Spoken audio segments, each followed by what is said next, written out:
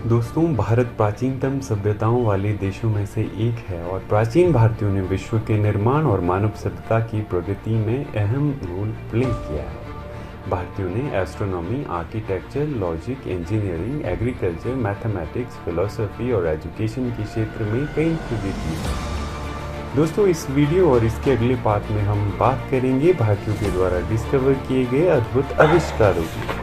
तो दोस्तों, शुरुआत करते हैं तक्षशिला से। इस यूनिवर्सिटी को दुनिया की प्रथम यूनिवर्सिटी होने का गौरव प्राप्त है और साथ ही में दुनिया में सबसे पहले तक्षशिला यूनिवर्सिटी में सिस्टमैटिक एजुकेशन की शुरुआत हुई।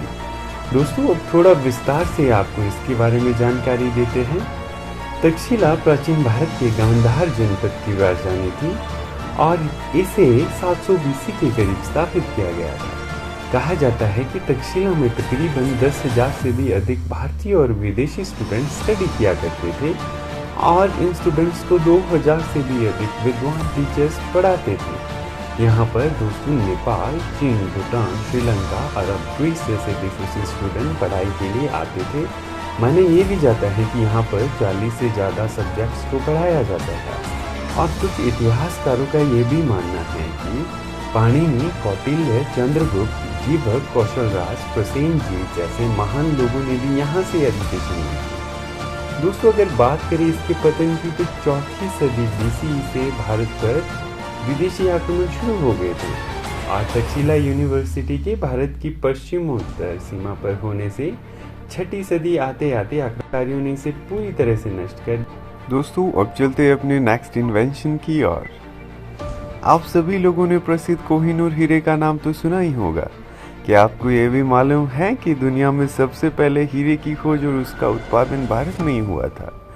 भारत में 2000 BC के करीब हीरे की खोज हुई मानी जाती। और दोस्तों, यही नहीं, 18वीं सदी तक ब्राजील में हीरे की खोज से पहले भारत पूरी दुनिया की हीरे की मांग को पूरी किया करता था। दोस्तों, दक्षिण भारत के राज्य आज भी हीरा उत्पादन के लिए काफ़ी प्रसिद्ध है और उनमें से आंध्र प्रदेश भारत के 80% हीरे के उत्पादन को अकेले ही करता है।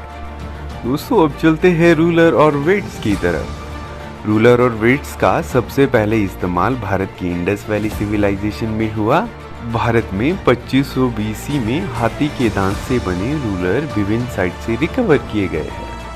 इतिहासकारों और आर्कियोलॉजिस्ट द्वारा खुदाई के दौरान पाए गए रूलर्स और वेट्स के इंस्ट्रूमेंट में अमेजिंग एक्यूरेसी और डेसिमल सब डिवीजन पाया, जो कि वर्तमान मापों से थोड़ा बहुत भिन्न है। और दोस्तों, इसी के साथ सिंधु घाटी सभ्यता से प्राप्त ईंटों, स्नानागार, स्टोर हाउसेस और ड्रेनेज सिस्टम में भी उस समय की उत्तम माप व्यवस्था होने के संकेत मिलते हैं। दोस्तों, अब चलते अपने नेक्स्ट इन्वेंशन शतरंज की तरफ। सबसे पहले शतरंज को भारत में खेला गया। इसका ओरिजिन भारत में कब और कैसे हुआ ये निश्चित रूप से नहीं कहा जा सकता, लेकिन 7वीं सदी में सुबंधु द्वारा संस्कृत में लिखी गई वासुदत्ता बुक में इसका जिक्र मिलता है और साथ ही में बाणभट्ट द्वारा रचित हर्षचरित में इसके लिए चतुरंग शब्द का इस्तेमाल हुआ मिला है। दोस्तों, शतरंज एक राजसी खेल था। प्राचीन काल में इसे चतुरंग अर्थात सेना का खेल भी कहा जाता था। चतुरंग में 4 रंग होते थे, पैदल, अश्वारोही, रथ और गज। इसीलिए इस खेल के नियम कुछ युद्ध जैसी प्रथा पर आधारित थे। कहा जाता है कि गुप्त काल में ये खेल काफी प्रचलित था। 6वीं सदी में अरबों के प्रभाव के कारण चतुरंग को शतरंज कहा जाने लगा। ये खेल अरब व्यापारियों के माध्यम से यूरोप में दाखिल हुआ, जहां इसे चेस कहा जाने लगा।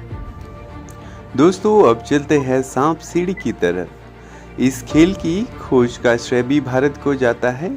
दोस्तों, भारत में इस खेल के लिए मोक्षपट शब्द का प्रयोग होता था। 13वीं सदी के अपने जमाने के महान कवि ज्ञानदेव को इसकी खोज का श्रेय जाता है।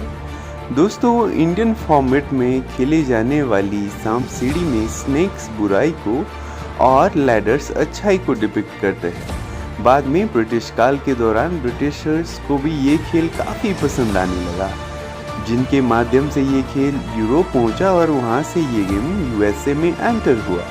अब चलते अपने छठे आविष्कार शैम्पू की तरफ। दोस्तों, इंग्लिश वर्ड इंडियन वर्ड चंपू से निकला है।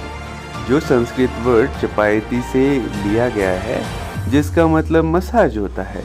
इसका सबसे पहले इस्तेमाल मुगल शासनकाल के दौरान बंगाल के गवर्नरों के द्वारा किया गया। दोस्तों, शुरुआती वर्षों में शैम्पू को नेचुरल ऑयल और जड़ी बूटियों से बनाया जाता था। अब अपने 7वें इन्वेंशंस की ओर आपको ले चलते हैं।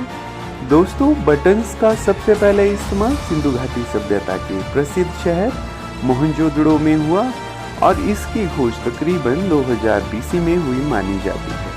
उस समय बटन के इस्तेमाल कपड़े बांधने के लिए नहीं बल्कि सजावट के लिए होता था। शुरुआती बटन सीशेल से बनाए जाते थे और इनके सेंटर में 2 होल्स हुआ करते थे। दोस्तों, अब चलते अपने लास्ट इन्वेंशन कॉटन की तरफ।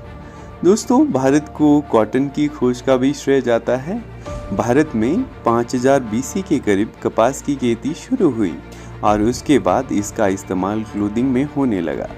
नियोलिथिक साइट मेहरगढ़, जो कि जम्मू कश्मीर में स्थित है, वहां से 5000 साल पुराने थ्रेड को रिकवर किया गया है। हालांकि पेरू और मैक्सिको में भी कॉटन के थ्रेड्स इसी समय काल के मिले हैं, जो कि भारत की तुलना में काफ़ी लो क्वालिटी के हैं। 5वीं सदी में ग्रीक हिस्टोरियन हेरोडोटस, जो कि इतिहास के पितामह भी माने जाते हैं, पहली बार भारत में बने कपास से रूबरू होते हैं। दोस्तों, वो इसकी सुंदरता और क्वालिटी को देखकर बहुत ही अचंभित हो जाते हैं। और दोस्तों, उन्होंने कहा भी है कि यह ऊन भेड़ के बने ऊन से काफ़ी सुंदर और बेहतर है। दोस्तों, आपको बता दें, उस समय ग्रीक्स एनिमल हाइड्स और वूल का इस्तेमाल क्लोथ्स के लिए किया करते थे और उन लोगों को अभी कपास के बारे में बिल्कुल भी जानकारी नहीं थी। तो दोस्तों, इसी के साथ हम अपनी वीडियो का एंड करते हैं। अगर आपको हमारा वीडियो पसंद आया तो प्लीज़ लाइक करें, चैनल को सब्सक्राइब करें और शेयर करें।